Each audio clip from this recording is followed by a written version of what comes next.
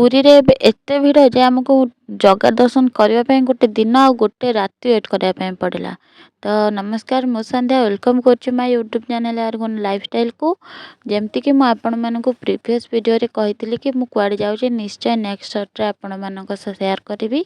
ତ ଦେଖନ୍ତୁ ମୁଁ ଆସିକି ପହଞ୍ଚିଗଲି ଜଗା ପାଖରେ ମାନେ ପୁରୀରେ।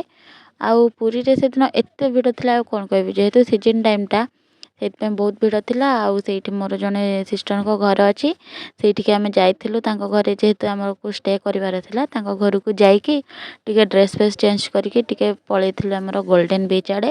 ଗୋଲ୍ଡେନ୍ ବିଚ୍ ଆଡ଼େ ବୁଲାବୁଲି କରିସାରିକି ତାପରେ ପୁଣି ରୁମ୍କୁ ଆସିକି ପୁଣି ଭଲସେ ଫ୍ରେଶ୍ ହେଇକି ଯାଇଥିଲୁ ଆମର କେଉଁଠିକି ନା ନୀଳାଦ୍ରି ବିଚ୍ ଆଡ଼େ।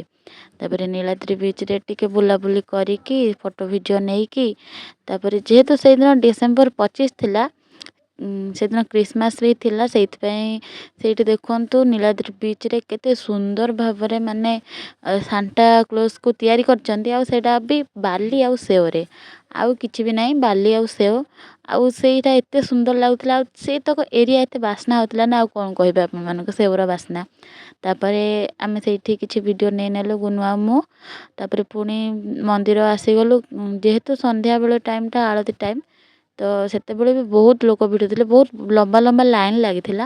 ସେଥିପାଇଁ ଆମେ ଆଉ ସେତେବେଳେ ବି ଦର୍ଶନ କରିପାରିଲୁନି, ଟିକେ ବାହାରୁ ବାହାରୁ ହିଁ ଜଗନ୍ନାଥଙ୍କୁ ଦେଖିକି, ମାନେ ଜଗନ୍ନାଥଙ୍କୁ ତ ନୁହଁ ମନ୍ଦିରକୁ ଦେଖିକି ହିଁ ପଳେଇ ଆସିଲୁ ବିଚ୍ ଆଡ଼େ। ଯେହେତୁ ବିଚ୍ରେ ଟିକେ ରାତିରେ ମେଳା ଫେଳା ପଡ଼େ ତ ଭଲ ଲାଗେ, ସେଇଥିପାଇଁ। ଆଉ ଏଠି ଗୁନୁ କ'ଣ କହୁଛନ୍ତି ଖାଇବୁ ଅକ୍ଟୋପସ୍ ଖାଉନୁ। ମୋତେ କହୁଛନ୍ତି ଅକ୍ଟୋପସ୍ ଖାଇବ, ଅକ୍ଟୋପସ୍। ମୁଁ ସେ ମନା କରିଦେଲି, ନାଇଁ ନାଇଁ ଅକ୍ଟୋପସ୍ ମୋର ଦରକାର ନାହିଁ। ତ ଆଜିର ଭିଡ଼ିଓ ଏତିକି ରହିଲି। ଆଉ ଆପଣମାନେ ନିହାତି ଜାଣିପାରିବେ ମୋ ନେକ୍ସଟ ସର୍ଟରେ ମୁଁ ଜଗନ୍ନାଥଙ୍କୁ ଦର୍ଶନ କଲି କି ନାହିଁ। ବାଇ।